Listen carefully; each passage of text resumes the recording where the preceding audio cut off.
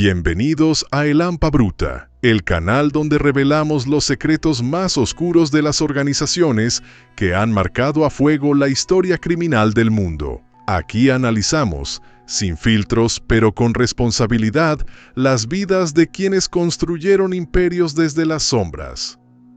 Hoy nos adentramos en la trayectoria de uno de los personajes más influyentes, silenciosos y peligrosos del crimen organizado en México. Un hombre que supo mover los hilos del poder desde las sombras y cuya huella sigue viva en el presente. Esta es la historia de Ernesto Fonseca Carrillo, conocido como Don Neto, uno de los fundadores del temido grupo organizado de Guadalajara. Y recuerda, si este tipo de historias te atrapan tanto como a nosotros, no olvides apoyarnos para seguir sacando a la luz los relatos más intensos y desconocidos del crimen organizado. Suscríbete, activa la campanita, comparte con los tuyos y déjanos tu opinión en los comentarios. Tu apoyo es clave para que el Hampa Bruta siga creciendo. Y ahora sí, prepárate para sumergirte en la historia de uno de los jefes más influyentes del narco mexicano, Ernesto Fonseca Carrillo, mejor conocido como Don Neto. En las profundidades del Triángulo Dorado, donde las montañas de Sinaloa se funden con la tradición y el silencio del desierto, nació uno de los arquitectos del crimen organizado moderno en México, Ernesto Fonseca Carrillo, conocido como Don Neto. Su nombre, aún hoy, despierta ecos de una época donde los clanes del tráfico ilícito comenzaban a transformarse en corporaciones multinacionales del crimen. Su historia, tejida entre los años 70 y 80, no solo representa el surgimiento de uno de los primeros conglomerados criminales de alcance internacional, sino también el ocaso de una era que sería recordada por la brutalidad, la corrupción institucional y las alianzas impensables. Don Neto nació el 1 de agosto de 1930 en Badiraguato, Sinaloa, tierra de origen de otros célebres capos. Pero Fonseca no era un improvisado. A diferencia de los pistoleros que ascendían por las armas, él tenía una mentalidad de estratega. En los primeros años de la década de 1970 ya se movía entre Sudamérica y México, operando rutas de contrabando desde Ecuador, cuando aún el negocio giraba principalmente en torno a la marihuana. Sin embargo, su visión lo llevó más lejos. Fue él quien comprendió, antes que muchos, que el polvo blanco era el verdadero negocio del futuro. Su asociación con dos figuras que marcarían un antes y un después en el crimen organizado, Miguel Ángel Félix Gallardo y Rafael Caro Quintero, selló un pacto histórico. Nacía así el Clan de Guadalajara, el primer verdadero consorcio del crimen organizado mexicano, con una estructura jerárquica, conexión directa con grupos de Colombia y tentáculos en la política, la policía y el mundo empresarial. Don Neto no era el rostro de la violencia inmediata. Su función era más silenciosa, más letal. Era quien negociaba, quien pensaba. Mientras Caro Quintero era el impulsivo y Félix Gallardo el diplomático, Fonseca se consolidó como el viejo sabio, el padrino de mirada calculadora. Tenía contactos en las altas esferas, pero también sabía rodearse de figuras temidas. Uno de sus sobrinos, Amado Carrillo Fuentes, el futuro Señor de los Cielos, aprendió de él los rudimentos del negocio que luego llevaría a niveles impensables. Pero no todo fue estrategia y expansión. La ostentación de poder fue otra de sus marcas personales. En su rancho La Herradura, en Atequiza, Jalisco, se celebraban fastuosas reuniones donde se mezclaban políticos, artistas y miembros de clanes criminales internacionales. Allí, entre música, trajes finos y vigilancia armada, se tomaban decisiones que alterarían la geopolítica del crimen entre México y Estados Unidos. Una de esas reuniones se convirtió en leyenda. En plena fiesta, donde asistía el mismísimo Pablo Escobar y el cantante Juan Gabriel amenizaba el ambiente, ocurrió un episodio casi cinematográfico. Alguien, en tono de broma o quizás de provocación, ofreció $1 millón al artista si se atrevía a besar en los labios al colombiano. Juan Gabriel lo hizo. Y lo que siguió fue una escena de tensión absoluta. Escobar desenfundó su arma. Don Neto, sin vacilar, hizo lo mismo. El aire se cortaba con navaja. Solo una intervención rápida evitó un baño de sangre entre titanes del crimen. La fiesta terminó, pero el recuerdo de ese momento quedó grabado en la memoria de todos los presentes. El clan de Guadalajara no solo manejaba cargamentos multimillonarios de sustancias ilegales, manejaba información, instituciones y favores, pero toda estructura, por más sólida que parezca, comienza a resquebrajarse desde dentro o por una grieta externa. Y en este caso, esa grieta tenía nombre y apellido: Enrique Kiki Camarena, agente encubierto de la DEA. Durante la década de los 80, Don Neto ya no era simplemente un operador dentro del engranaje del tráfico de sustancias ilegales. Había evolucionado en algo más, un símbolo viviente de poder, riqueza y brutalidad en un México donde las fronteras entre la autoridad y la ilegalidad eran borrosas, casi inexistentes. Junto a Rafael Caro Quintero y Miguel Ángel Félix Gallardo, tejieron una red sin precedentes que extendía sus tentáculos desde los campos de cultivo en Sinaloa y Chihuahua hasta los suburbios adinerados de Los Ángeles y San Diego. Fonseca Carrillo había forjado un imperio desde el anonimato. Era discreto, frío y calculador. Aunque su rostro rara vez aparecía en los medios, su influencia era palpable en las calles, en los despachos políticos y en las oficinas de los bancos donde lavaba su fortuna. En 1982, la DEA descubrió una red de lavado de dinero en San Diego, ligada directamente a Fonseca. No era un simple traficante, era un estratega con conexiones que incluían a policías, jueces y funcionarios de alto nivel. Había construido un estado dentro del estado. Pero el crimen que marcaría su destino y el fin del cártel de Guadalajara como fuerza centralizada fue la desaparición y asesinato del agente de la DEA, Enrique Kiki Camarena, en 1985. Camarena había logrado infiltrarse en la estructura de operaciones del grupo criminal.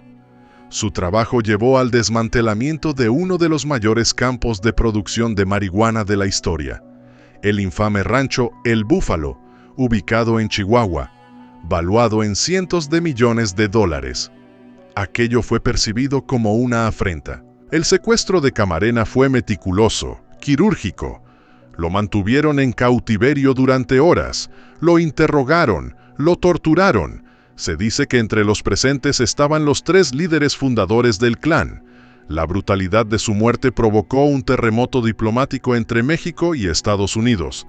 La presión internacional fue inmediata, asfixiante. La imagen de impunidad que había sostenido al cártel de Guadalajara durante años comenzó a desmoronarse. El 7 de abril de 1985, el ejército mexicano encontró a Don Neto en una de sus residencias favoritas, en Puerto Vallarta, Jalisco. El operativo fue quirúrgico, casi simbólico. Lo arrestaron en la casa de descanso del entonces gobernador del estado. La imagen era poderosa, el hombre más buscado de México, escondido bajo el techo de uno de los más altos funcionarios públicos. Su detención fue el inicio del fin para el triángulo criminal que había dominado el tráfico durante más de una década. En prisión, Don Neto mantuvo su silencio. Jamás delató, jamás rompió el pacto. No dio nombres. Su condena fue de 40 años y durante más de 3 décadas vivió entre rejas. No pidió clemencia, no lloró ante los tribunales. Simplemente desapareció del radar público, mientras afuera el mundo cambiaba y su legado se fragmentaba en los nuevos clanes que surgirían: el cártel de Sinaloa, los Arellano Félix, los Carrillo Fuentes. Pero la historia de Fonseca no se apagó del todo. En 2016, cuando ya tenía 86 años, fue trasladado a una residencia del Estado de México. Su salud deteriorada, sus años encima y su figura encorvada no borraban los crímenes del pasado. Aún con un brazalete electrónico, bajo vigilancia permanente y cámaras en su hogar, Don Neto seguía representando un capítulo oscuro de la historia criminal de México. Y fue justo durante ese retiro forzado donde comenzó a circular, como ya hemos contado, una de las anécdotas más sorprendentes de su vida. la famosa fiesta en la Herradura. En su rancho de lujo, ubicado en Atequiza, Jalisco, Don Neto organizaba eventos que parecían sacados de una película. Políticos, artistas, empresarios y figuras del crimen organizado compartían la misma mesa, el mismo brindis. En una de esas noches, de acuerdo con el relato del ex policía Ramón Lira y la periodista Anabel Hernández, ocurrió un hecho que rozó lo surreal. Juan Gabriel, uno de los íconos musicales de México, fue invitado para cantar. Entre los presentes, Pablo Escobar, el entonces amo del polvo blanco en Sudamérica. En medio de la euforia, uno de los asistentes hizo una apuesta inverosímil: $1.000.000 si el cantante besaba en los labios al capo colombiano. Y Juan Gabriel, sin dudar demasiado, aceptó. El beso fue breve, pero el impacto fue instantáneo. Solo la intervención del autor de la broma salvó la noche. Juan Gabriel se marchó discretamente, sabiendo que había estado a segundos de convertirse en una cifra más en la larga lista de víctimas del crimen organizado. Aquel episodio quedó oculto durante años, pero resurgió tras la liberación de Don Neto en abril de 2025, cuando finalmente completó su condena. Tenía 94 años. Lento, desgastado, pero vivo, libre. Nadie sabe a ciencia cierta cómo pasará sus últimos días. Algunos creen que su liberación fue un símbolo de cómo los viejos jefes del crimen, pese a todo, lograban sobrevivir mientras nuevas generaciones caían en la guerra interminable por el control del narcotráfico. Con la liberación de Don Neto en abril de 2025, México volvió a mirar de reojo a su pasado. La noticia recorrió las redacciones y noticieros como un eco lejano de una era que parecía superada, pero que en realidad sigue palpitando en cada calle donde la impunidad es la norma. Fonseca Carrillo salió caminando lentamente, flanqueado por agentes que más parecían enfermeros. Su rostro arrugado contrastaba con las imágenes de los 80, donde lucía trajes finos, cadenas de oro y una mirada de depredador sereno. Aquel hombre, que alguna vez ordenó ejecuciones con una llamada telefónica, ahora necesitaba ayuda para subir a una camioneta. ¿Pero de verdad quedó atrás su influencia? Muchos analistas coinciden en que los tentáculos de Fonseca jamás se cortaron del todo. A pesar del encierro, su voz seguía siendo respetada en círculos cerrados. Se dice que algunos clanes aún consultaban sus opiniones, como quien busca consejo en un oráculo veterano. Y es que Fonseca, pese a haber desaparecido del mapa mediático durante décadas, seguía siendo un símbolo, no del crimen moderno, sino del origen, del ADN del narco mexicano. En su tiempo, Fonseca fue uno de los primeros en entender que la droga no era solo una mercancía, era una plataforma de poder, un vehículo de transformación social. Supo negociar con guerrillas en Centroamérica, establecer alianzas con los carteles colombianos, infiltrar instituciones enteras. Mientras otros capos caían por excesos o traiciones, él construyó su imperio como un viejo general romano, paciente, frío, invisible. El cártel de Guadalajara no solo sembró droga, sembró métodos. Su colapso no significó el fin del narco en México, sino su expansión. Tras la captura de Fonseca, Caro Quintero y Félix Gallardo, el país fue dividido como botín de guerra. Así nacieron los cárteles que hoy son protagonistas de la violencia contemporánea. Cada uno de ellos lleva el sello de Don Neto, aunque sus integrantes jamás lo hayan conocido. Y su rancho, aquel símbolo de poder en la Herradura, se convirtió en una ruina cargada de historia. Las fuentes secas, las paredes agrietadas y el silencio que ahora lo habita parecen susurrar nombres y secretos que nunca se contaron. La DEA, años atrás, lo describió como un lugar de ensueño, diseñado para recibir a los capos más poderosos de América Latina. Hoy, apenas quedan vestigios de ese esplendor, como si el mismo tiempo se hubiera encargado de borrar sus huellas. Pero para quienes estuvieron allí, aquel lugar fue algo más que una residencia. Fue una sede del crimen elevado a estructura de Estado. La figura de Fonseca no provoca miedo como antes, pero genera algo más perturbador: memoria incómoda. Es la prueba viviente de que el crimen organizado no es un accidente moderno, sino una maquinaria antigua, sofisticada y profundamente enraizada en el sistema. Y mientras camina sus últimos días en libertad, tal vez en una casa de retiro o bajo vigilancia pasiva, Don Neto ya no necesita armas ni dinero para ejercer poder. Su sola existencia basta para recordar que, en México, los fantasmas no siempre se quedan en el pasado. A veces caminan entre nosotros, silenciosos, cargando historias que el país no se atreve a mirar de frente. La historia de Don Neto no solo es un retrato de ambición y poder, sino también un reflejo de lo que ocurre cuando la corrupción, la impunidad y la desigualdad se entrelazan con la falta de oportunidades y el abandono institucional. Mientras algunos construían su vida en el margen de la ley, miles caían víctimas de un sistema que no supo proteger a los más vulnerables. Hoy, décadas después, los ecos de aquel imperio criminal todavía se sienten en muchas regiones. Las nuevas generaciones heredan no solo el territorio, sino también la violencia y el dolor que dejaron atrás figuras como Fonseca Carrillo.